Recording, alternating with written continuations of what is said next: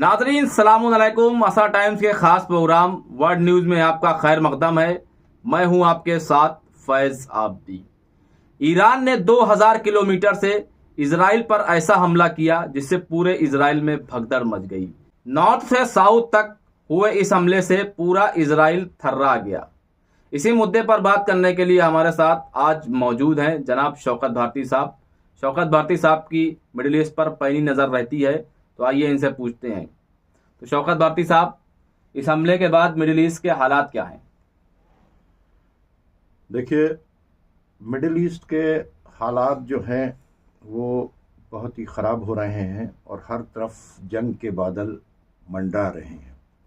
लेकिन ये हमला जो इज़राइल के अंदर हुआ है, तो इज़राइल में नॉर्थ से साउथ तक कोई ऐसी जगह नहीं बची जहाँ के ऊपर सायरन की आवाज़ें न गूंज रही हों और उस इलाके से मिसाइल्स न गए हों। और मिसाइल्स ने जो टारगेट को अपने अचीव किया है, जितने पिन पॉइंट थे, टारगेट थे, उन सबको हिट किया। यानी और 90% से ऊपर ये हमला सक्सेस रहा और इस हमले ने उनके तमाम डिफेंस सिस्टम को वो फेल कर दिया। और ऐसी जगह के ऊपर ऐसे बेसिस के ऊपर अटैक हुए हैं जहां के ऊपर F-35 जैसे उनके बॉम्बर्स मौजूद थे। ऐसी जगह के ऊपर हमले हुए हैं कि जहां के ऊपर जो अमेरिका ने 2,000 टन के बॉम्ब्स दिए गए थे, जो जिस तरह के बॉम्ब अभी लेबनान के अंदर इस्तेमाल किए गए थे, उन जखीरों को उड़ा दिया गया।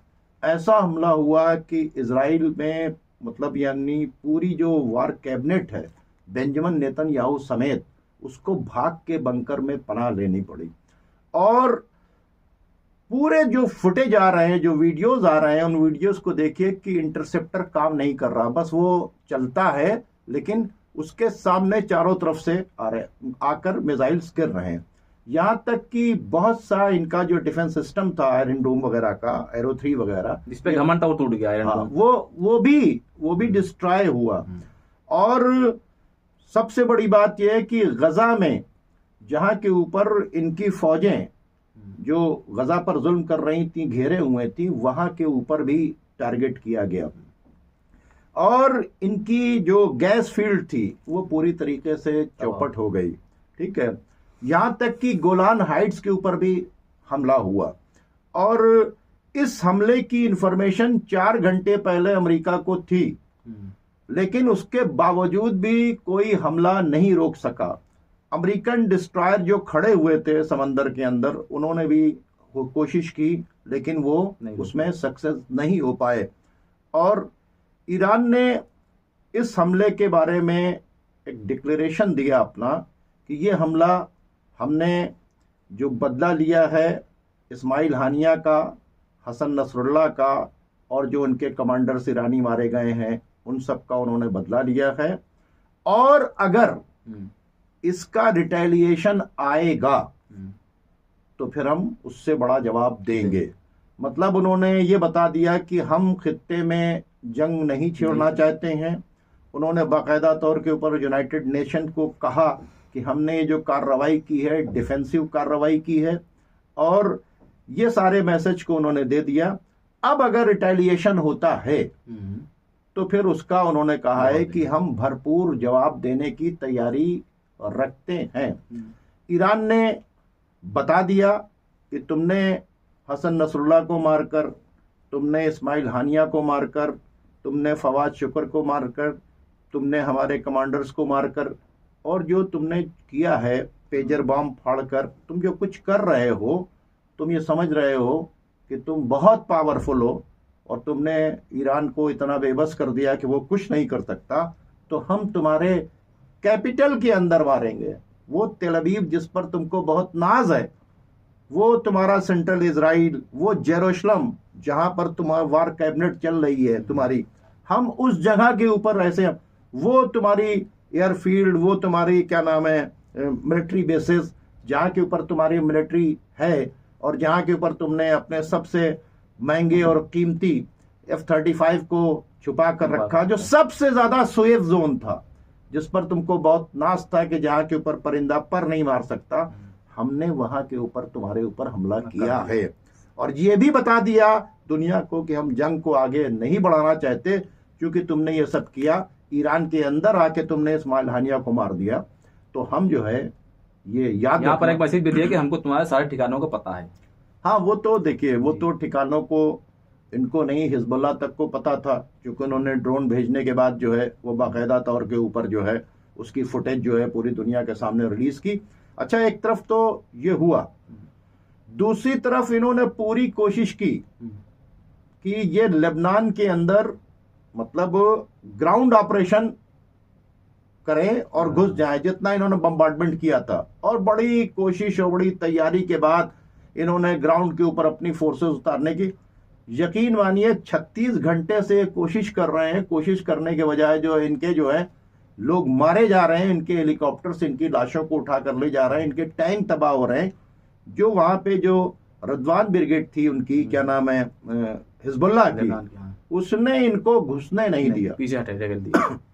दूसरी तरफ जो है क्या नाम है, हौती ने इनके ऊपर 5 क्रूज मिसाइल से हमला किया और बड़ा जबरदस्त इनको हमला किया है। अब ये देखना है कि ये क्या करते हैं जी। शौकत साहब, सवाल एक यहाँ पर यह भी उठता है कि गोदी मीडिया है, हमला हुआ फौरन सारी जानकारी आग पर पहुंचाने लगे बिना किसी जानकारी के कि ये हुआ वो हुआ। इनके पास कहाँ से खबर आती है और कहाँ से ये डिटेल लेके आते हैं कि इस तरीके खबरें देते हैं? देखिए, खबरों को देने की जो होड़ है, ठीक है, उसमें लोग जो हैं वो दीवाने हो चुके हैं।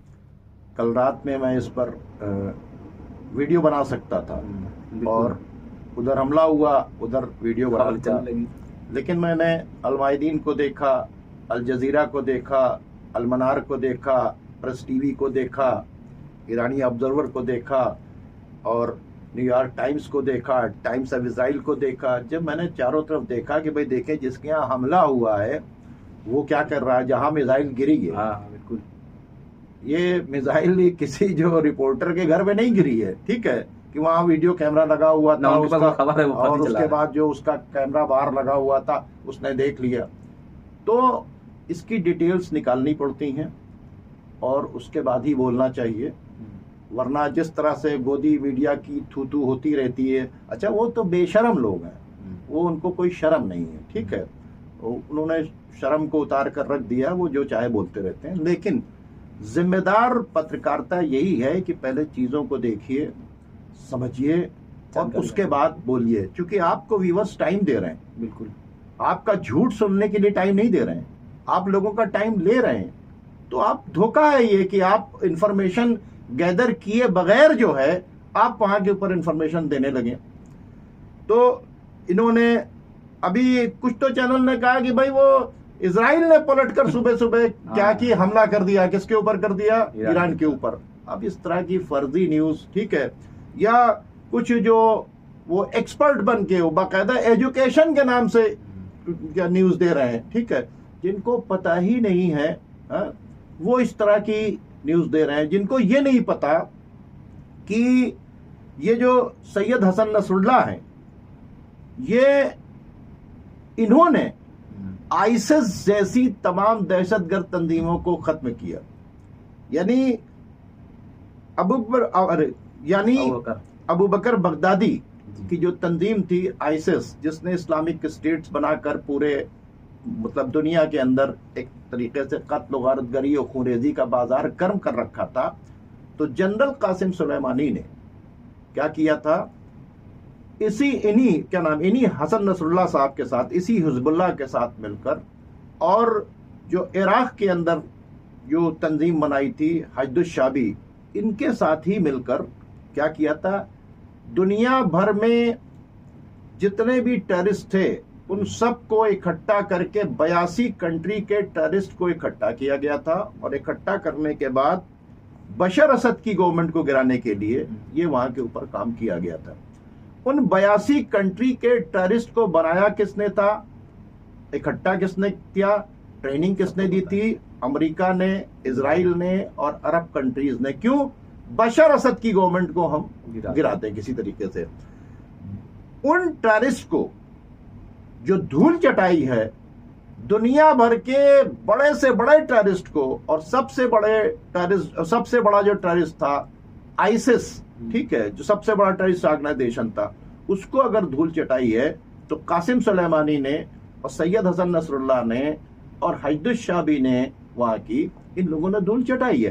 बिल्कुल। उस शख्स को ये लोग आतंकवादी बोल रहे हैं, आतंकवादी, दहशतगर्द जैसे लगता। अच्छा, अफसोस तो ये है कि ये लोग जो हैं, जो पैनलिस्ट बन के आते हैं, वो भी इस तरह की बात करते हैं। कल मैं कई चैनल्स के ऊपर था तो मैंने वहां के ऊपर देखा कि जो एक्सपर्ट बनकर आए हैं वो इस तरह की बात कर रहे हैं। हाँ, अरे भाई लिस्ट बताओ ना कि हिंदुस्तान ने जो लिस्ट बनाई है टेररिस्ट की, क्या उस लिस्ट के अंदर हसन नसरुल्लाह का नाम है? नहीं है ना। नहीं। फिर आपने हसन नसरुल्लाह को, क्या नाम, हिजबुल्लाह को टेररिस्ट क्यों कहा? बिल्कुल। उसमें हमास का नाम है, क्या कहा? ये बताएं कि अटल बिहारी वाजपेयी वो फिलिस्तीन के कॉज के लिए खड़े थे। वो इजराइल को कह रहे थे कि इजराइल ने जो है फिलिस्तीनियों की अरबों की जमीन पर कब्जा किया है, और वो पूरी तरीके से उस कब्जे को कंडेम करते थे। आज जो है ये ऐसा बता रहे हैं कि जैसे फिलिस्तीनियों ने इजराइल की जमीन के ऊपर कब्जा कर लिया, ठीक है, और इजराइल के ऊपर जुल्म हो रहा है। ये इनकी पॉलिसी जो है अजीब सी है। मैं चाहूंगा कि आपको मैं फुटेज दे दूंगा, उस फुटेज को बीच में आप लगाएं ताकि वो लोग जो बैठकर गोदी मीडिया के ऊपर बकवास कर रहे हैं वो देखें कि अटल बिहारी वाजपेयी क्या कह रहे हैं। सही, बिल्कुल। यानी फिलिस्तीन के साथ वो पूरी तरीके से जोर शोर से खड़े हैं, ठीक है, और वो कह रहे हैं कि फिलिस्तीन को अपने मुल्क को आजाद कराने का हक है, फिलिस्तीन से उनकी जमीनें छीनी गई हैं। और आज जो पैनलिस्ट हैं और जो क्या नाम है ये गोदी मीडिया के लोग हैं, ऐसा लगता है कि इनकी तनख्वाहें जो हैं वो इजराइल से आ रही हैं, और जैसा उनका आका कह रहा है उस तरीके से कठपुतली के तरीके से नाचते रहते हैं। तो ये सब जो गोदी मीडिया कर रहा है तो कोई बातचीत नहीं, उसको तो सिर्फ श्योर करना है। अच्छा, दूसरी बात, उसको ये देखना है कि मुसलमान, बस मुसलमान मिल जाए तो बस समझ लीजिए कि फिर उसके पीछे जो है कहीं से भी जो है बस मुसलमान मिल जाए तो मुस्लिम नाम आ जाए, मुस्लिम कंट्री नाम आ जाए, तो ये पूरी तरीके से जो हिंदुस्तान की गंगा जमनी तहजीब थी उसको खत्म कर रहे हैं। ये गलत न्यूज दे रहे हैं, ये लोगों का टाइम किल कर रहे हैं, और ये लोगों के जहन जो है वो जहनों में बहुत गंदगी फैला रहे हैं। तो ये इसको तो रुकना चाहिए। शौकत साहब, एक सवाल यहाँ पे और बनता है कि जो हमला कल ईरान ने इजराइल पे किया, इसके बाद रिएक्शन किस तरीके से होगा इस जंग में? देखिए, रिएक्शन तो होगा, ऐसा नहीं है कि रिएक्शन नहीं होगा। रिएक्शन ये भी हो सकता है कि इजराइल जो है ईरान के अंदर उनकी न्यूक्लियर फैसिलिटी के ऊपर अटैक करे। रिएक्शन ये भी हो सकता है कि उनकी ऑयल फील्ड्स के ऊपर अटैक करे। रिएक्शन ये भी हो सकता है कि उनके थर्मल पावर्स के ऊपर अटैक करे, ठीक है।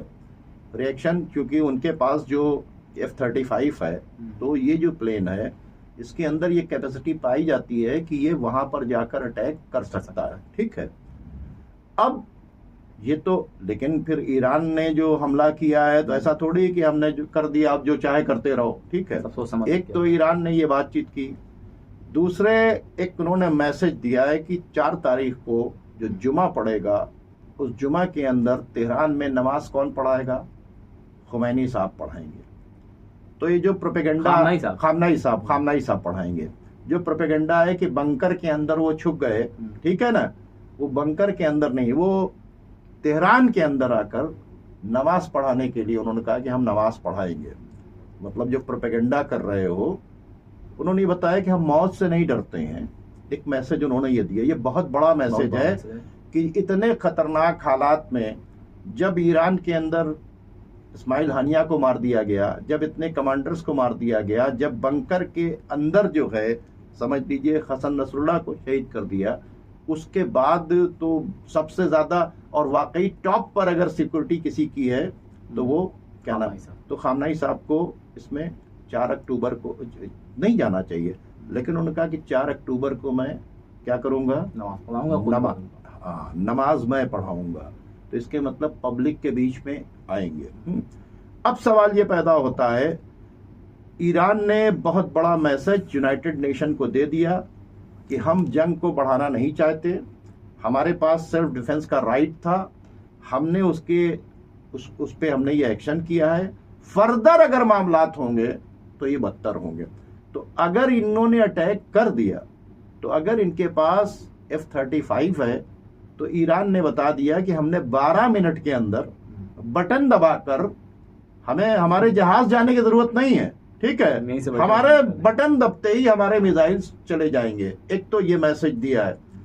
दूसरा, इराक की जो रेजिस्टेंस फोर्सेस हैं, उन्होंने अमेरिका को बहुत बड़ी बातचीत कही है। उन्होंने कहा, सुनो, कल उन्होंने ऐनुल असद के ऊपर अटैक किया और उसके बाद जो है अमेरिकन बेस के ऊपर उन्होंने कहा, अगर अमेरिका किसी भी मिडिल ईस्ट के बेसिस से ईरान के ऊपर अटैक करता है तो हम जो है यहां पर इराक के अंदर जो है इनकी जो बेसेस हैं इन्हें उड़ा देंगे, सीरिया के अंदर जो इनकी बेसेस हैं वो उड़ा देंगे। और चूंकि इस हमले से पहले पुतिन के साथ में बैठकर बातचीत हुई और उसके बाद ये हमला हुआ है, तो जाहिर सी बातचीत है कि ईरान ने ऐसा ही नहीं कि हमला कर दिया, उनको रिटेलिएशन एक्सपेक्ट है और वो उसको काउंटर करने के लिए भी तैयार हैं। और वो अगर अटैक करेंगे तो फिर वो इससे बहुत बड़ा अटैक करेंगे, क्योंकि उन्होंने कहा कि हमारे मिसाइल्स हमारे लॉन्चर्स के अंदर हैं। उन्होंने ये नहीं कहा, उन्होंने कहा हमारे मिसाइल्स हमारे लॉन्चर्स के अंदर हैं, हमने ये बदला लिया है, हम जंग आगे नहीं बढ़ाना चाहते हैं, लेकिन अगर हम पर रिटेलिएशन किया गया तो फिर हम उससे पीछे नहीं रखें। तो अब ये जो सारा मामला आ रहा है ये कहां से आएगा? ये आएगा जो रिटेलिएशन होगा इजराइल की तरफ से। और बेंजामिन नेतन्याहू ने भी कहा, उसने भी आके कहा कि हम इसका बदला लेंगे। तो जाहिर सी बातचीत है, बेंजामिन नेतन्याहू की हैसियत नहीं है कि वो अकेले जवाब दे सके। अमेरिका ने जिस तरह से अपने यहाँ मीटिंग की है और बाकायदा तौर के ऊपर कहा है कि इजराइल के साथ खड़े हैं, तो अब ये अमेरिका को तय करना पड़ेगा कि वो जंग को इस रीजन में बढ़ाएगा या इजराइल से कहेगा कि खामोश रहो, शांत बैठो, और फिर वो पीस की बातचीत करेगा। ठीक है, ईरान ने इस अटैक को करके बता दिया कि देखो तुम बहुत एडवांस हो, तुम्हारा कोई चप्पा, सबसे जो सिक्योर्ड प्लेस था जहां के ऊपर तुमने F-35 रखे थे, हमने उसको उड़ा दिया है, हमने तुम्हारी 3 बेसेस उड़ा दिए हैं। अभी तो इसकी रिपोर्ट नहीं आई है, मीडिया पर 100% पाबंदी है, समझ जाए बातचीत। जो फुटेज आपको ट्विटर्स में दिख रहे हैं तो वो जो किसी ने प्राइवेट तरीके से डाल रखा है, वो क्योंकि बहुत बड़ा डैमेज हुआ है, कोई छोटा मोटा डैमेज नहीं हुआ, ये बहुत बड़ा डैमेज हुआ है। फैज साहब, इसकी रिपोर्ट जब आएगी धीरे धीरे आएगी, धीरे धीरे आगे बढ़ रही है, तो वो उसके असरात जो हैं वो आप अभी तो इनको संभलने में बहुत टाइम लगेगा, क्योंकि इनको अब ये समझ में आ गया है कि हमारी कोई जिस तरह से बड़ी तेजी से वो समझ रहे थे, हलवा समझकर लेबनान के बहुत बड़ा मांगते थे, डिफेंस सिस्टम तो छोड़िए, वो पूरे तरीके से सोच रहे थे कि हमने लेबनान पर बम्बार्डिंग कर दी, अब हम लेबनान कब्जा कर लेंगे। यहाँ की मीडिया और बहुत से लोग उनको लेबनान पे कब्जा करवा रहे थे, समझे। अब उनको ये समझ में आया, देखिए जैसे हमास के अटैक के तरफ जब इजरायली बढ़े तो किसने उनके अपने ऊपर जंग ली? हिजबुल्लाह ने ली, ठीक है, हौती ने ली। अब जब ये हिजबुल्लाह के तरफ बढ़े तो किसने अपने सीने के ऊपर लिया? ईरान ने आकर लिया। जो लोग कह रहे थे ईरान कुछ नहीं करेगा, ईरान कुछ नहीं करेगा, ईरान कुछ नहीं करेगा, ईरान ने पहले चांस दिया और आज भी ईरान ने चांस दिया। इस हमले के बाद भी ईरान ये चांस दे रहा है कि जंग किसी तरीके से आगे न बढ़े। अब भी दुनिया समझ ले, ये ना समझे कि हम चूड़ी पहन के बैठे हैं। ईरान ने पूरी चांस दी अरब कंट्रीज को कि तुम कंप्रोमाइज करा दो, ईरान ने पूरा चांस दिया यूनाइटेड नेशन को कि तुम जाके वो करवा दो, सीज फायर करवा दो। ईरान ने तमाम ताकतों को चांस दिया, लेकिन जब ये हद से ज्यादा हो गया तो उन्होंने एक अटैक करके फिर इनको एक चांस दिया है पूरी दुनिया को कि अगर चाहते हो, और ये तमाम इस्लामिक मुल्कों को, कि अगर चाहते हो कि रीजन में जंग ना बढ़े। ईरान ने कल ये भी कह दिया, जिन बेसिस से अरब कंट्रीज के अगर हमें रोका जाएगा तो हम उनके ऊपर अटैक करेंगे। और ये आपने देखिए कल जॉर्डन की तरफ से सारा अटैक हुआ है, हिम्मत नहीं पड़ी जॉर्डन की, या अगर रोकने की कोशिश भी की होगी तो मिसाइल जो थी उनकी वो इस लेवल की थी, ये जो फतह मिसाइल है इनका, ठीक है, जो आवाज से कई गुना ज्यादा जिसने इस इफेक्ट किया है और इसने टारगेट को अपने अचीव कर लिया। और अभी तो इन्होंने जो मारा है ये 1400 से 1500 किलोमीटर वाली मारा है। अभी इनके पास ऐसी मिसाइल हैं कि जिससे ये इनके और बड़े से बड़े हमले कर सकते हैं। और अगर अमेरिका इसके अंदर इन्वॉल्व होगा तो कोई भी बेस ऐसा नहीं है मिडिल ईस्ट के अंदर जो ईरान की मिसाइलों के रेंज के अंदर नहीं है, और वो सब के सब उड़ेगी। और जंग के फिर नतीजे कुछ भी निकले, ईरान ने एक अटैक करके फिर दुनिया को मैसेज दिया कि देखो हम कमजोर नहीं हैं, और अब भी हम चाह रहे हैं कि पीस करो, टू स्टेट की बातचीत करो, फौजों को वहां से निकालो, लेबनान की तरफ से जो चढ़ने का इरादा है उसको कैंसिल करो, वरना हम जो है। और उन्होंने एक मैसेज और भी दिया है कि अगर जंग बढ़ी तो फिर मिडिल ईस्ट से किसी का तेल नहीं जा पाएगा, और दुनिया के अंदर तेल की कीमतें आसमान पर पहुंच जाएंगी, गैस की कीमतें आसमान पर पहुंच जाएंगी। उसका नतीजा क्या होगा? इस जंग का असर न सिर्फ मिडिल ईस्ट के ऊपर होगा बल्कि पूरी दुनिया के ऊपर होगा। तो चौकस साहब गुफ्तगू को यहीं खत्म करते हैं। अगर आप ये वीडियो फेसबुक पे देख रहे हैं तो हमारे पेज आशा टाइम्स ऑफिशियल को सब्सक्राइब करें, और अगर यूट्यूब पे देख रहे हैं तो इस वीडियो को लाइक करें और इस चैनल को सब्सक्राइब ज़रूर करें। बहुत बहुत शुक्रिया।